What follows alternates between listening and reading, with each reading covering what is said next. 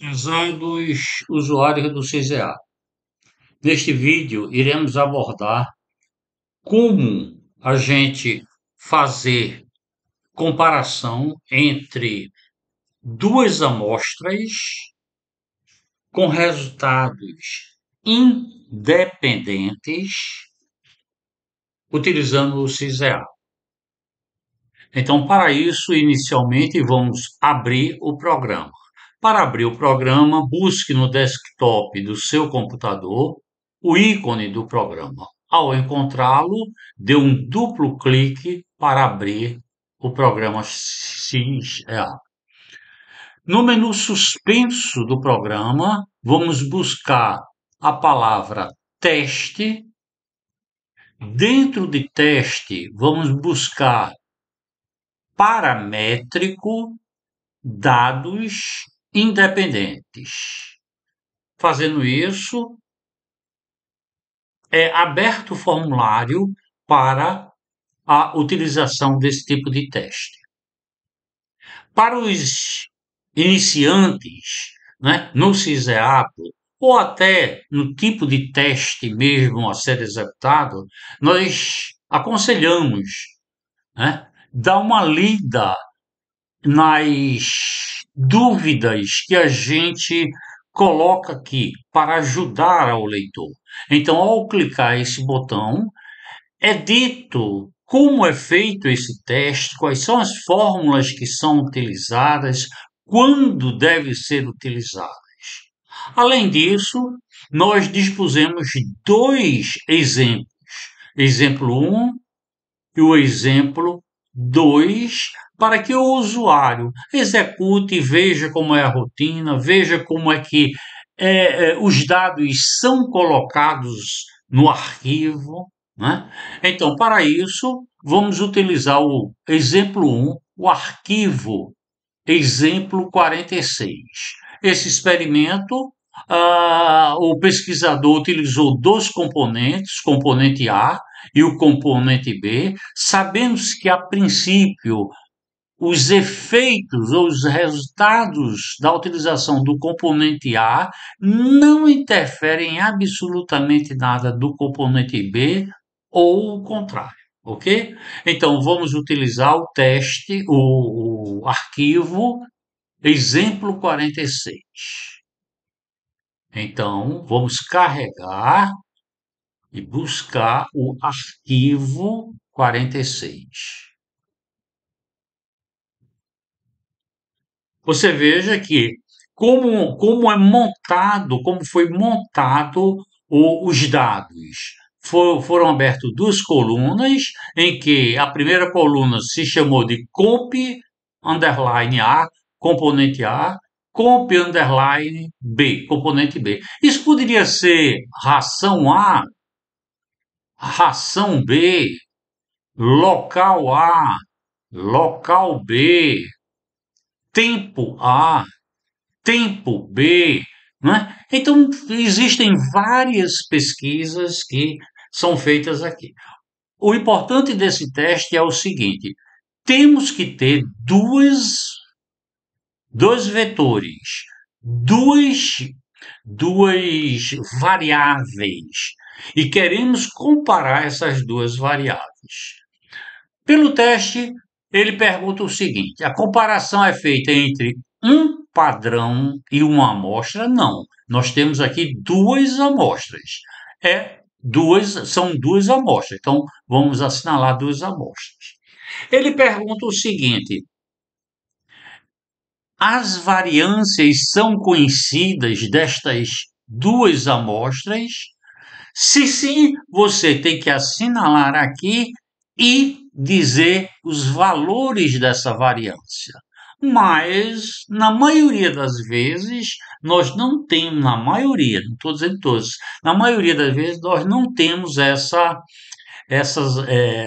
esse valor de variância conhecida. Então, não, as variâncias não são conhecidas. Aí ele já está pedindo para dizer quem é a variável 1, quem é a variável 2.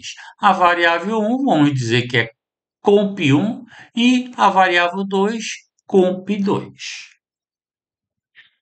Você quer utilizar algum transformador nessa base de dados? Pode ser que sim, caso você antes, porque para fazer esse teste, você antes tem que fazer o teste de homogeneidade de variância. Se no teste de homogeneidade de variância disser que não, ou as variâncias não são iguais, aí você vai partir para um transformador. Utilizar-se um transformador até que você obtenha que as variáveis são homogêneas. Se não conseguir essa homogeneidade, não pode usar o teste paramétrico. Tem que ser um teste não paramétrico. Então, não, a princípio não vamos utilizar nenhum transformador. Ok. Ele está dizendo o seguinte: primeiro estabeleceu a hipótese de nulidade. A média de comp de A é igual à média de comp de B, versus a alternativa que isso daqui é falso. Ele está pesquisando com 5%, mas se você quiser alterar esse valor de significância, pode. Como isso daqui é um experimento que não envolve risco, saúde pública, mortalidade de pessoas, esse tipo de coisa, pode-se trabalhar com um nível de 5%. Ele está dizendo que vai utilizar o teste T e não o Z. Por quê? Porque você não informou as variâncias. Mesmo que esse experimento tenha tido 40 amostras para o comp de A e 35 para o comp de A, 35 e 40 para o comp B, ou seja, um tamanho significativo, né? Apesar de que vai ser utilizado o teste T, mas esse teste T para grandes amostras praticamente é o teste Z. Então, resolvido isso, vamos calcular. Considerando que as variâncias são iguais pelo teste de Hartley, será utilizado o modelo 1 para o cálculo. Ok. Apresentar os dados para a gravação? Sim. Bem, já temos aqui os resultados, né? Comp de A, comp de B, o resultado das médias, das variâncias e o T calculado. Com base nesse T calculado, vamos achar a probabilidade, ou seja, zero. Isso na realidade não é zero, é por isso que a gente está botando aqui com várias casas decimais. Se você aumentar aqui para 10, 12, provavelmente vai chegar a um número aqui, não é? Mas é bem próximo de zero, ou seja, rejeita-se a hipótese de nulidade. Né? Existe forte evidência de que as médias não sejam iguais. Tá? Mesmo próximo, está vendo? 31, 32, mas como as variâncias são muito pequenas, ele vai dizer que isso daqui não são iguais. Bem, tendo os resultados, o que é que falta agora? Você gravar esses resultados, então basta pressionar no botão de gravar, que ele vai acionar o programa no seu default, que é Ciseapro texto. Porque todos os registros de relatórios e aquele outro são gravados no texto, né? Em Ciseapro texto.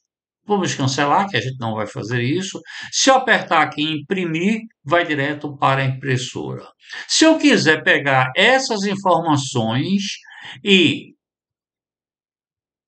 selecionar tudinho, o que foi que eu fiz? Eu peguei o cursor, botei no início e arrastei até o final. Faço Ctrl C para copiar essas informações.